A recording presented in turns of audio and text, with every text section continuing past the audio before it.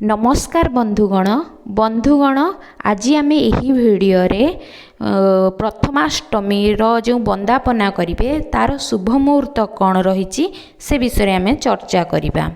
बंधुगण मार्गशीर मासर कृष्ण पक्ष अष्टमी तिथि को प्रथमाष्टमी कह जाए।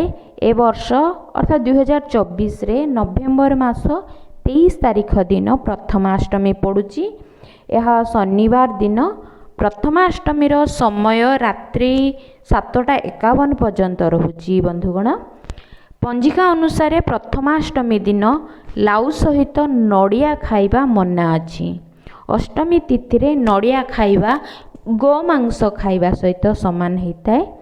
बंधुगण केवल अष्टमी तिथि रे ही नड़िया खाइबा मना होता है। तेणु यही दिन अष्टमी दिन आपण नड़िया खाआंतु नाही, लाउ मध्य खाआंतुनी। प्रथमाष्टमी दिन षष्ठी देवींकर पूजा अर्चना करा जाइथाय। तापरे घरर जो ज्येष्ठ कन्या बा पुत्र थांती सेमानंकर वंदापना करा जाए। सेमाने नुआ ड्रेस पिंधंती। घरर जो गुरुजन माने थांती सेमानंकर आशीर्वाद नियंती। प्रथमाष्टमी रे जो समय रे वंदापना करिवे बंधुगण सेही वंदापना जदि शुभ मुहूर्त रे करिवे तेबे ज्येष्ठ संतानर आयुष वृद्धि होगा सहित तार समस्त अनिष्ट दूर होता है एवं से निरोगी मध्य होता है। तेणु बंधुगण शुभ मुहूर्त रे पूजा करी आपणकर संतान को वंदापना करंतु जहाँकि तांको पई भल होता है। तो बंधुगण ए वर्ष प्रथमाष्टमी शुभ मुहूर्त होची सूर्य उदय ठारू दिवा 6:54 पर्यंत प्रथम शुभ मुहूर्त रोची। सूर्योदय 6:03 रे होची प्रथमाष्टमी दिन। तो प्रथम शुभ मुहूर्त होची 6:03 रु 6:54 पर्यंत। तापरे 7:43 रु 10:07 पर्यंत आउ गोटे शुभ मुहूर्त रोची।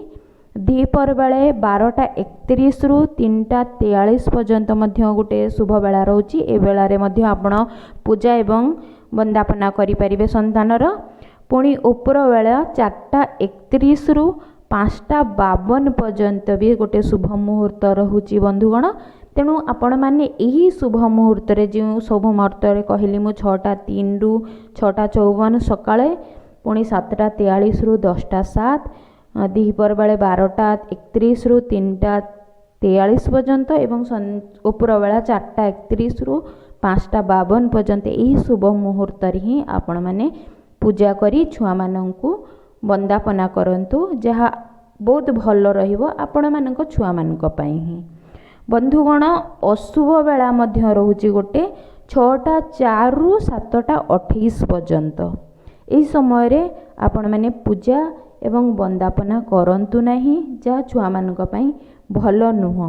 तेणु बंधुगण जो शुभ मुहूर्त रही जो शुभ बेला रही से शुभ बेला रे ही प्रथमाष्टमी दिन आपण माने पूजा करी छुआ मानकर वंदापना करंतु, जहाँकि सेमानंक पई बहुत शुभप्रद रहिबो।